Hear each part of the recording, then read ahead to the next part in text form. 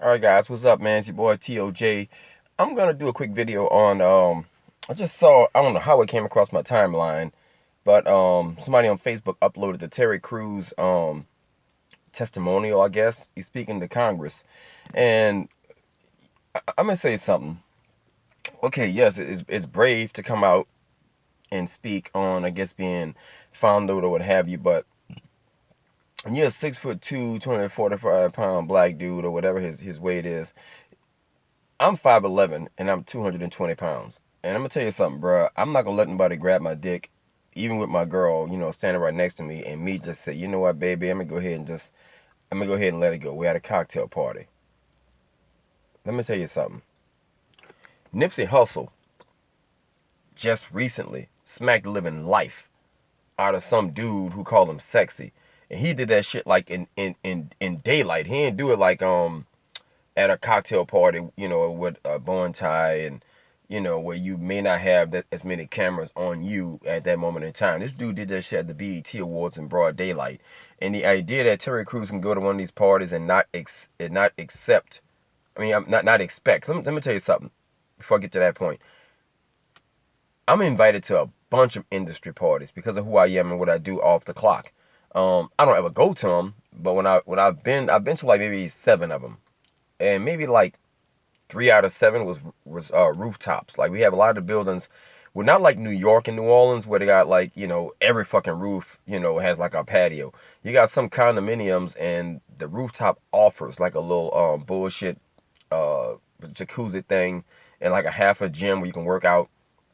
A lot of the guys who have a little money, like a lot of real estate dudes, they'll have like a rooftop party, a couple of rooftop parties, and I get invited because I might know somebody who's a photographer who photographed me painting or just whatever whatever situation may be. And I used to do a lot. I used to be a stand-up comedian, and when I did stand up, a lot of my stand-up friends was either traveling comedians, and they would come in town. We would fuck around, get drinks or whatever, smoke something, and they might be here to go to a party, and they'll say, "Well, fuck it, man, come with me." But a lot of times, all the homosexual stuff, so to speak, if you want to put it that way, there's feelers, and a feeler might be like a scout, like a gay scout. I'm being dead serious.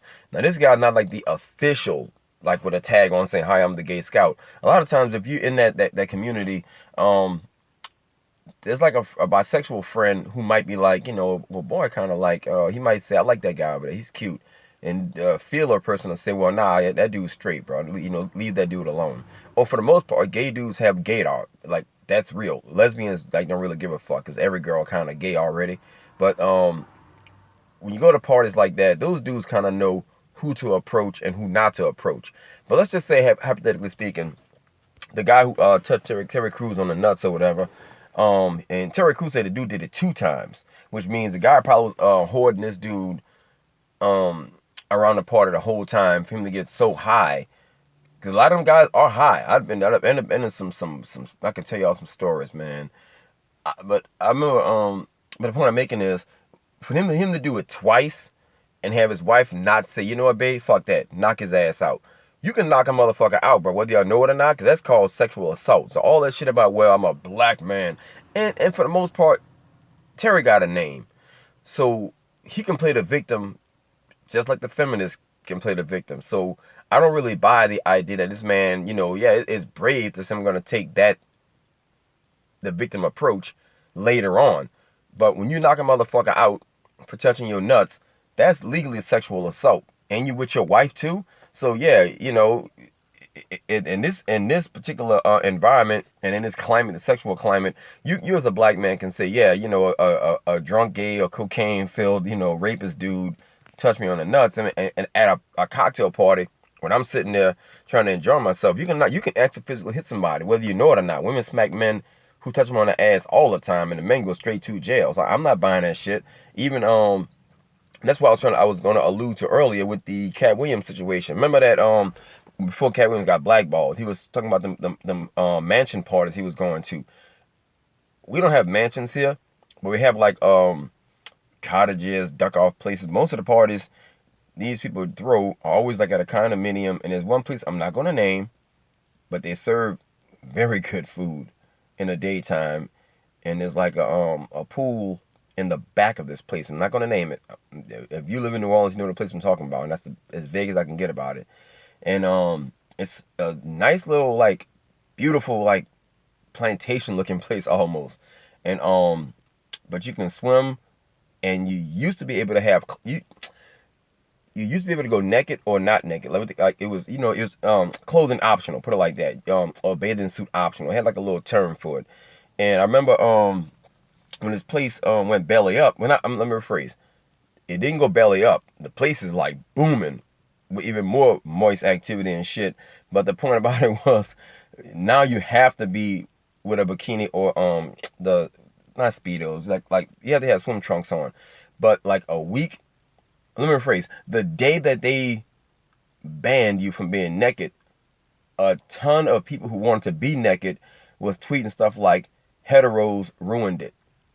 Basically saying that straight people had an issue with all the moist activity taking place, and for the most part, this is coming out of my mouth now.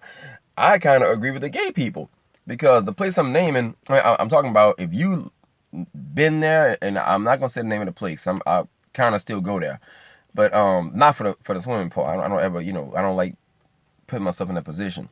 But this particular place, it has a reputation for the free open-mindedness, in quotation air quotation marks, of the clients who go there to eat and swim and socialize and drink little drinks and shit like that. So for you to be a straight person, go to a place where it's open nudity, and you kind of knew it was open nudity at a place like this, you deserve to, I mean, the gays deserve to be angry that the straight motherfuckers, like, complained about it. You knew what the fuck you was getting into when you went there. The same thing with them Hollywood parties.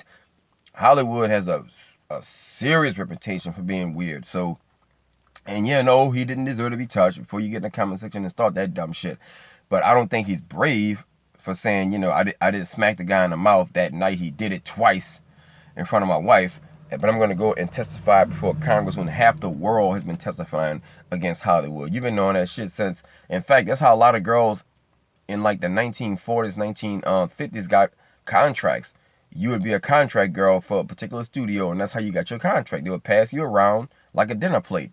And those girls, those starlets, Hollywood starlets, or whatever you want to call them girls knew what time of day it was. That's why you would hear stories as a little boy. Like in the 70s, I would hear stories, so-and-so, she married the producer, then they got divorced, and then she married the producer's brother, and then she married the producer of another studio. So these Hollywood starlets who are old grandmas now, I'm not saying Betty White, because I don't know shit about Betty White. But the old grandma ladies who are like super duper, like iconic mogul actresses now, they all been a part of that really babuic cult shit. So anyway, guys, I'm out of here. Hit like, share, and subscribe. Follow me at The Opinion Junkie on YouTube, and I'm sorry, on Facebook. I'm just that tired. My fucking day off. You can see all the rings. That's why I wear sunglasses most of the time. Niggas always be like, "Did you wake up crying? Do you ever go?" I work 17 hours a day, so this is what I look like with my glasses off. I'm just I think I sit on them, and I'm eating some dry ramen noodles for You ever see these in the hood? I don't know if in the hood they sell them called Mama. These motherfuckers off the chain. I like them dry. But anyway, yeah, so follow me at The Opinion Junkie on Facebook. Also go to theopinionjunkie.com. Today I'm going to actually shoot two of my Patreon videos today. One is going to be white privilege, and I can think of what the other video is going to be about. But anyway, guys, I'll put those links in. I'm going to shoot a third video today for YouTube, and I'm going to put it up and probably put the Patreon links. My Patreon channel is called The Opinion Junkie. Anyway, guys, I'm gonna go my ass back inside. It's hot as fuck in this truck. All right, I'm out of here.